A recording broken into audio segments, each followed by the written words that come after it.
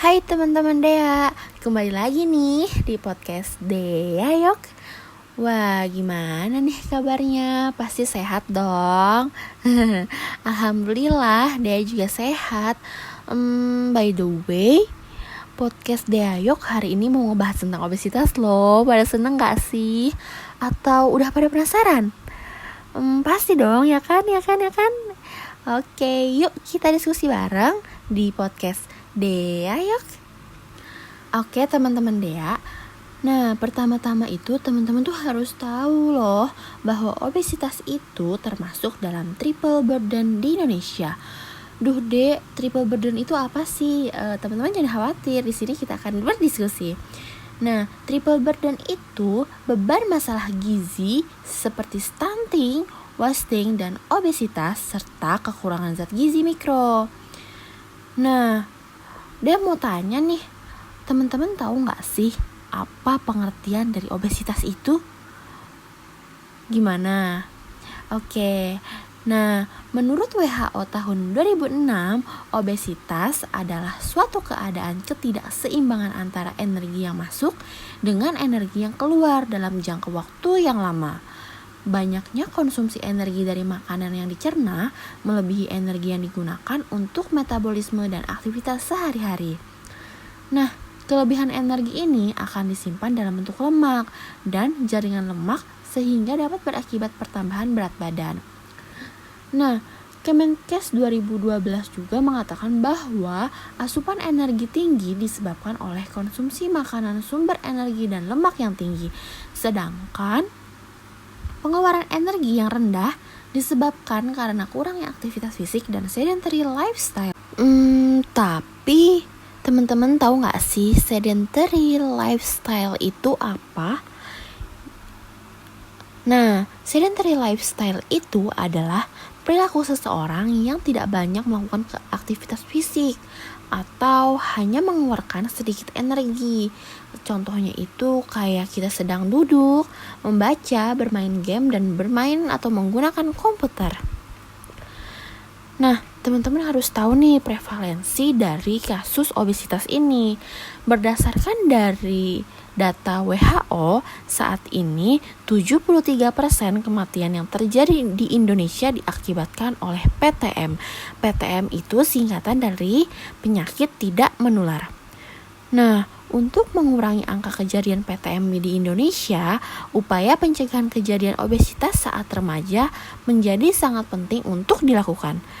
Di Indonesia dan beberapa negara-negara berkembang, prevalensi obesitas lebih banyak ditemukan pada remaja yang tinggal di wilayah perkotaan dibandingkan di wilayah pedesaan.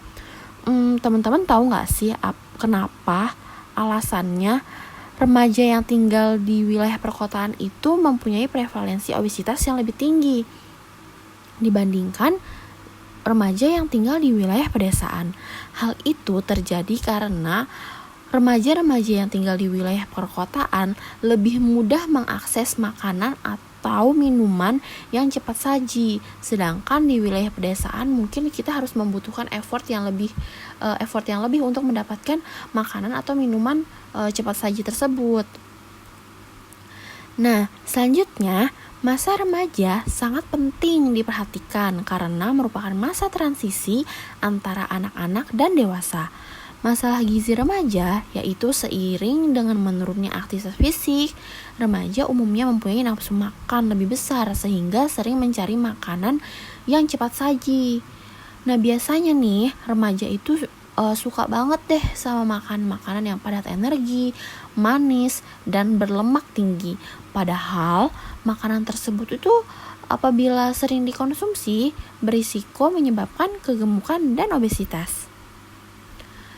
Nah, berdasarkan baseline survei UNICEF pada tahun 2017, ditemukan adanya perubahan pola makan dan aktivitas fisik pada remaja. Selanjutnya, prevalensi obesitas pada anak usia 2-19 tahun di Amerika Serikat dalam 3 dekade terakhir ini meningkat dari 27,5% menjadi 31,1%.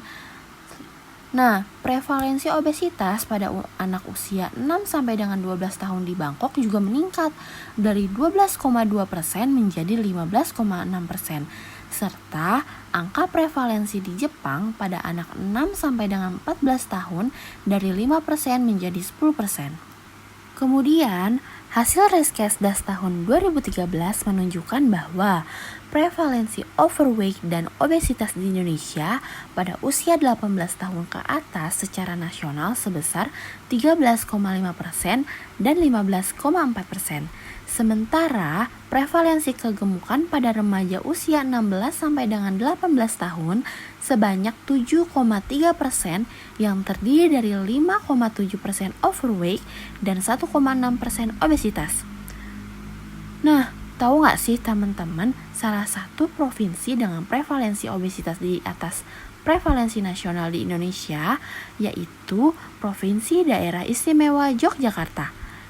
Hasil penelitian yang dilakukan pada anak sekolah tahun 2004 di Yogyakarta menemukan bahwa kasus obesitas sebesar 7,9% pada remaja di kota dan 2% di desa. Oke teman-teman Dea, tadi adalah prevalensi obesitas. Nah sekarang teman-teman tahu nggak sih ciri-ciri dari orang yang mengidap atau yang menderita obesitas itu apa aja? Nah, yang pertama, orang yang memiliki atau mengidap obesitas memiliki wajah yang bulat, pipi tembam, dan bahu rangkap, serta leher relatif pendek, perut buncit, dan kedua pangkal paha bagian dalam saling menempel dan bergesekan. Cara mencegah obesitas kayak gimana sih? Apakah ada program-program pemerintah? Ya, betul, ada program pemerintah atau yang bisa kita sebut dengan GENTAS, Gerakan Nusantara Tekan Angka Obesitas. Nah, program GENTAS ini ditujukan kepada masyarakat untuk peningkatan kepedulian dan peran serta dalam pencapaian berat badan ideal. Teman-teman perlu diketahui bahwa GENTAS ini memiliki slogan loh, yaitu atur pola makan dan aktif bergerak. Yang pertama kita akan membahas bahwa bagaimana cara mengatur pola makan menurut program pada pemerintah ini yaitu GENTAS. Nah, untuk pola makan yang pertama yaitu menggunakan piring makan model T, yaitu jumlah sayur 2 kali lipat dari bahan makanan sumber karbohidrat. Sumber karbohidrat seperti nasi, mie, roti, pasta, dan lain-lain. Yang kedua, jumlah makanan sumber protein setara dengan jumlah makanan sumber karbohidrat. Yang ketiga, mengonsumsi buah minimal harus sama dengan jumlah karbohidrat atau protein. Pilihlah makanan yang disenangi tetapi tetap memperhatikan jumlah makanan, jenis makanan, dan jadwal makanannya. Nah, teman-teman dapat kita ketahui dan dapat kita simpulkan bahwa mengatur pola makan yang pertama yaitu sayur sama dengan 2 kali jumlah karbohidrat, yang kedua protein sama dengan karbohidrat, yang ketiga sayur dan buah sama dengan karbohidrat plus protein. Untuk poin aktif bergerak ini terdapat 3 poin yaitu aktivitas fisik, latihan fisik, dan menikmati hari atau quality time.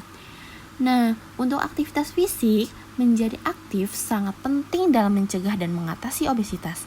Selain itu juga penting untuk mencegah penyakit jantung, pembuluh darah, stroke, diabetes, dan penyakit tidak menular lainnya. Perlu teman-teman ketahui bahwa prinsip utama dari aktivitas fisik pada obesitas adalah untuk meningkatkan pengeluaran energi dan membakar lemak. Aktivitas fisik dan latihan fisik menjadi bagian terintegrasi sebagai terapi untuk menurunkan berat badan dan menjaga berat badan tetap ideal. Untuk poin latihan fisik, teman-teman ada yang tahu nggak sih apa arti dari latihan fisik? Ya, latihan fisik adalah suatu bentuk aktivitas fisik yang terencana, terstruktur, dan berkesinambungan dengan melibatkan gerakan tubuh berulang-ulang serta ditujukan untuk meningkatkan kesehatan dan kebugaran jasmani. Latihan fisik dilakukan dengan baik, benar, terukur, dan teratur, atau yang biasa kita sebut dengan latihan fisik yang dilakukan dengan BBTT, sesuai kaidah kesehatan untuk mendapatkan hasil yang maksimal. Nah, untuk aktif bergerak, bagian menikmati hari atau yang biasa kita sebut dengan quality time atau me time, itu seperti apa sih? Teman-teman bisa melakukan seperti rekreasi bersama keluarga, melakukan hobi yang disenangi, menikmati liburan bersama keluarga, lalu beribadah, tidur yang cukup, dan bermain bersama. Oke, teman-teman Dea, sampai di sini dulu ya episode diskusi tentang obesitasnya. Sampai bertemu di episode selanjutnya. Salam ceria, podcast Dea yuk.